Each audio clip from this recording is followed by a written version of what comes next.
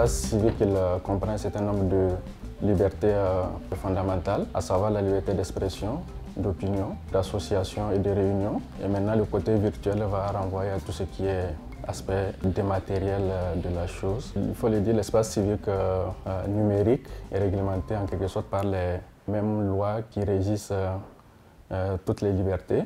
Donc, au plan national, je peux dire la Constitution, parce que dans la Constitution, il est fait état d'un certain nombre d'expressions, d'informations, et aussi on les retrouve aussi dans un certain nombre de lois. Et je vais citer spécifiquement la loi numéro 1 du 30 mars 2021 portant protection des personnes à l'égard des traitements. Au plan international, ça englobe tout ce qui est loi qui régit les droits humains. Et au plan africain aussi, on peut citer la Charte africaine des droits de l'homme et des peuples.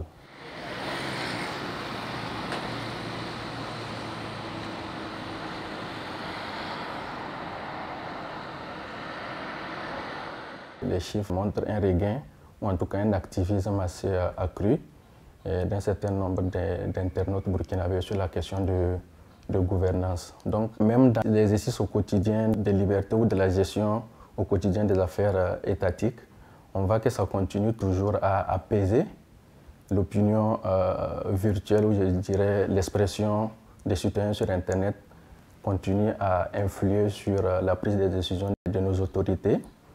Et donc c'est quelque chose qui est en train de prendre de l'ampleur.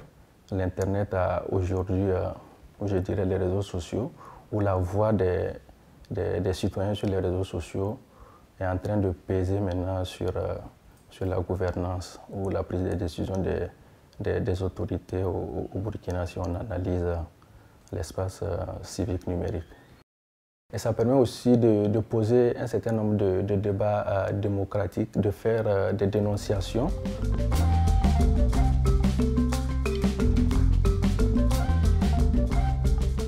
De la même manière, elle permet aux gens de s'exprimer. Elle empêche aussi d'autres de s'exprimer parce qu'à chaque fois, lorsque vous mettez une opinion qui n'est pas partagée, il y a cette agression verbale-là qui décourage l'exercice des libertés alors que ce n'est pas ce qui est recherché, surtout sur les réseaux sociaux comme Facebook.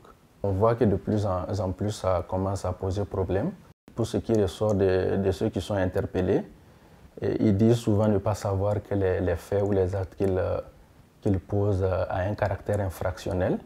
Donc ce qui interpelle aussi les autorités ou les acteurs de ce domaine-là à se concentrer beaucoup plus sur l'éducation aux médias sociaux, ou en tout cas l'éducation à une utilisation éthique et responsable des réseaux sociaux.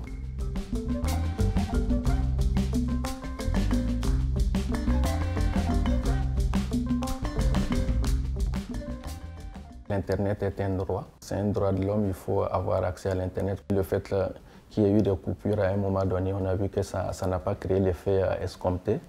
La solution carrément n'est pas de couper l'accès à Internet aux citoyens, c'est de travailler beaucoup plus à éduquer et déjà même travailler au niveau de l'État ou au niveau étatique à faire en sorte que cette éducation-là soit prise en compte à la base. Ça peut être sous forme de modules de formation, que ce soit depuis l'école primaire ou dans les universités, de telle sorte que chaque citoyen prenne la responsabilité ou prenne la pleine mesure des conséquences de ce que peuvent apporter les réseaux sociaux afin de travailler à l'utiliser de façon responsable. Beaucoup plus travailler à connaître en quelque sorte, je dirais, les droits numériques que nous avons et aussi les devoirs, parce que les droits ne s'exercent pas sans devoir. Faire attention à ce qu'on publie sur les réseaux sociaux parce que c'est quelque chose qui peut très vite enflammer en contexte de crise. Si c'est une fausse information, ça peut très rapidement dégénérer ou engendrer des drames qui sont irréversibles.